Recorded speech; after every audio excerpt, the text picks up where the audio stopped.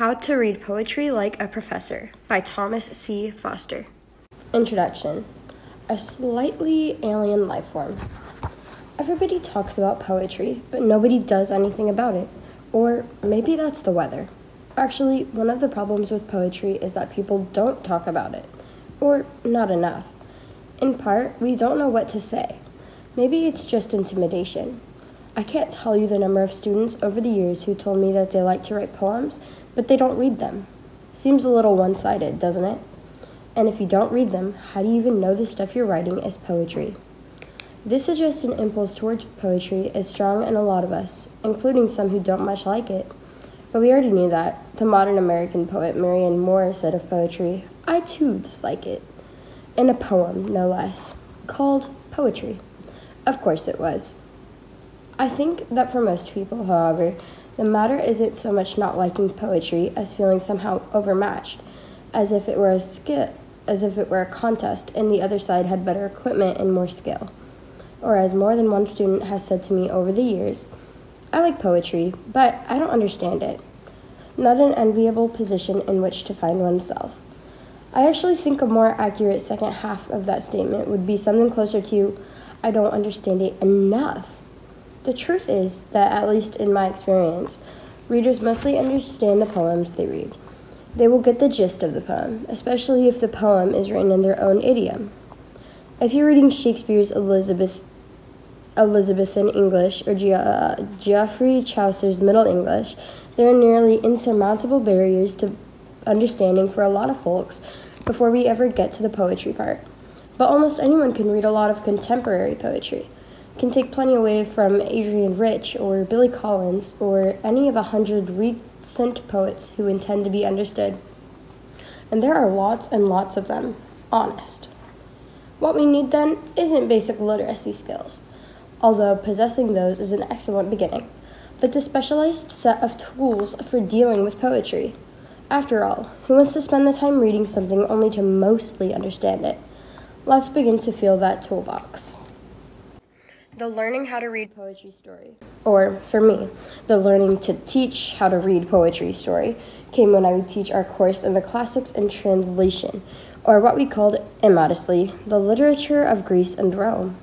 The syllabus roundup considerably smaller than the grandiose title suggests, focusing on the Iliad, the Aeneid, and the three Theban plays by Sophocles about Oedipus and his dysfunctional family. We would start with the oldest work, Homer's great epic about the wrath of Achilles. And here, the non-majors had an advantage. The English department evidently did an excellent job teaching its students to expect all sort of hidden meanings and subtle use of languages in poetry, because our majors, confronted with a massive narrative poem, drove themselves crazy trying to figure out why. As more than one of them asked me, in a certain spot, Homer refers to Hector of the shining helm, in another as giant manslaughtering Hector or some other formulaic device. And they hated my answer, because in the original Greek, those words fit the line. See, here's the thing. The Iliad is somewhere around 21,000 lines long. It was composed over a period of centuries as it was handed down from singer to singer. Homer is a convenient fiction for discussing the tradition of this great poem and its only surviving companion, the Odyssey, and never written down until well after the time of its composition. It was performed before a live studio audience as an oral recitation. In all oral narrative poetry, usually called oral formulaic verse, not only the length of the lines, but also the rhythmic pattern of the lines is dictated absolutely. We'll talk later about how that works, but for now, you just need to understand that if you had, say, a 6-syllable whole in your line, and the syllables had to sound dum-da-dum, dum-da-dum, with a strong stress on the first syllable, followed by 2 unstressed syllables, and giant manslaughtering Hector, in Greek, remember, was not going to fill the bill, then you needed to go with Hector of the shining helm instead. Those descriptive phrases are what we call the formulas, and the singer might have half a dozen of them for each major character. This reservoir of formulas was really helpful if, at line 18,699, you lost your place and had to get back on track. You had only to pull out patient, long-suffering Odysseus, and by the end of the line, you were once more in rhythm. Never mind that Odysseus has no need of being either patient or long-suffering until the sequel, when he will take 10 years getting home. The casual visitors didn't have much trouble with this context, but the majors would spend most of this epic looking for the secret motivation the poet had for using this particular formula. Sometimes a little learning is a damnable nuisance. Since I first published How to Read Literature Like a Professor back in 2003, there has been a faint but steady drumbeat of, what? Not exactly criticism or complaint. Something more like pleading. It goes like this.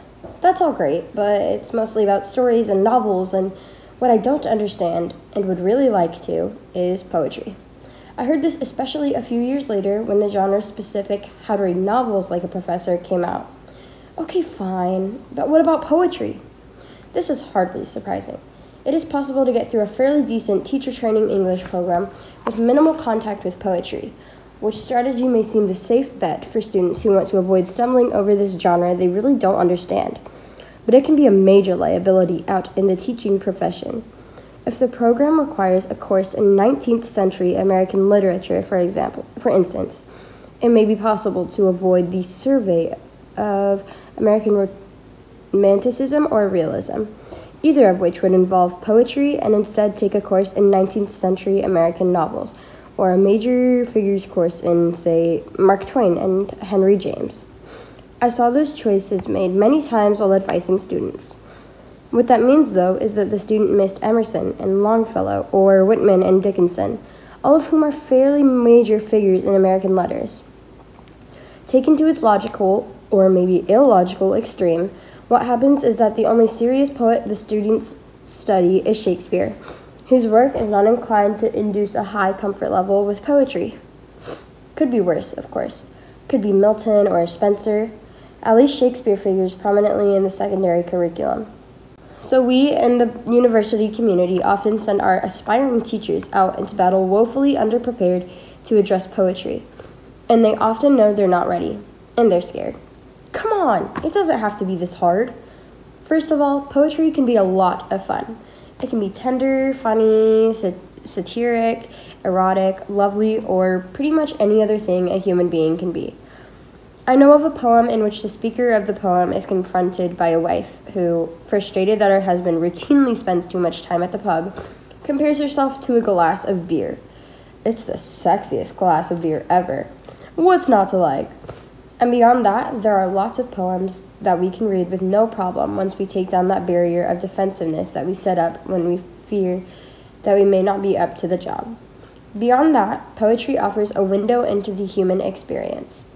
The great poems make statements about the emotional and psychological heavy lifting that poetry undertakes, as when the verse playwright Christopher Fry says that poetry is the language by which man explores his own amazement. That's what we want, right? Love, hate, envy, elation, dejection, gentleness, the mysteries of life and death, handled in a small package. We'll look at various definitions and descriptions of poetry in a bit, but I want to offer a partial one preemptively. Poetry uses language to take us to a place beyond language. I could say that it is the place where one soul meets with another, but that's a little mystical for this discussion. Perhaps that's what alarms readers, whichever way we describe it. Both the meeting of souls and the inherent self-contradiction of language going to a place beyond itself can sound pretentious, at best. But they are also what make poetry so exciting, allowing us to go to intellectual or psychic spaces that we can't ordinarily access. Besides, a touch of terror adds piquancy to our excitement. As we move along in this discussion, I want you to keep in mind something most people intuit, even if they can't articulate it. Reading poetry requires more than just your brain. Writing poetry is a full contact activity, so, too, must we bring our entire being to bear on the act of reading it. That is certainly a part of the intimidation that we may feel when we launch into a book of poems, the sense that demands being made on us. are of a different order than those made by our other reading.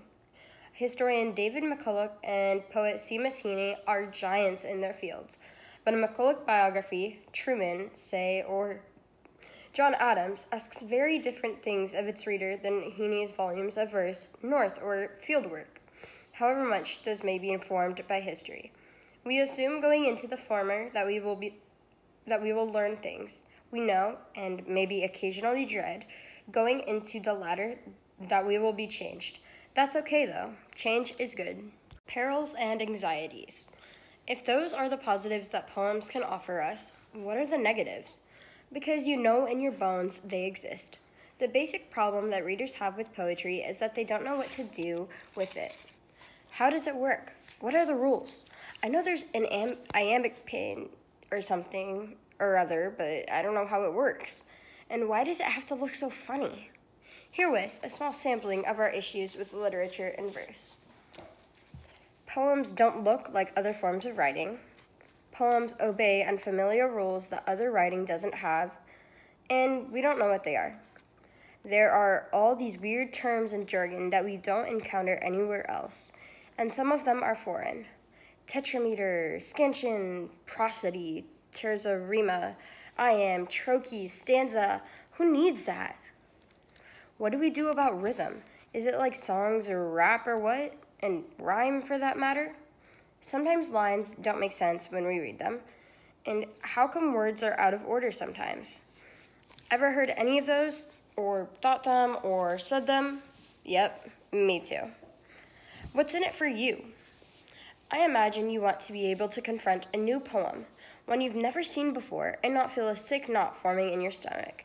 Instead, you want to be able to think, I can do this, and I know what to do with this. The first thing we want to accomplish is the very basic reading activity of being able to receive the primary meaning of the poem we've just met. You will learn to account for those technical elements that make your eyelids heavy in English class.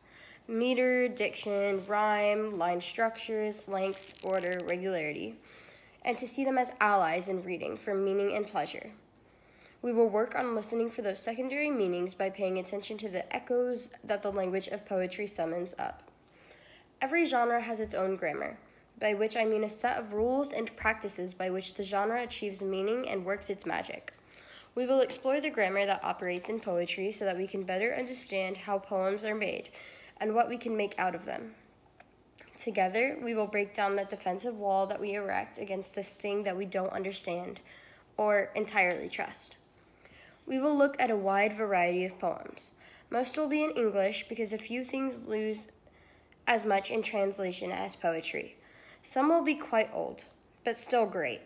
Besides, if someone can wrap the openings of Chaucer's Canterbury Tales, and people have, we ought to be able to get with older materials too. It's really hard to talk about poetry in English and skip the name brands.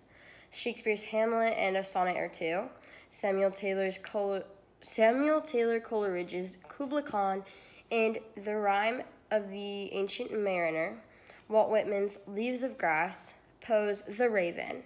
But we will also want poems in a more modern idiom, from Edna St. Vincent Millay to E.E. Cummings, to Billy Collins to Seamus Heaney, and maybe a couple of poets you thought were only songwriters. And we'll do this all while having as much fun as we can while doing this work. Seriously. And I don't plan to be serious very often from this point on. If we can't have a good time horsing around with poems, what's the point? Besides, it isn't really work. It's just a lovely form of play that sometimes rhymes. Shall we begin?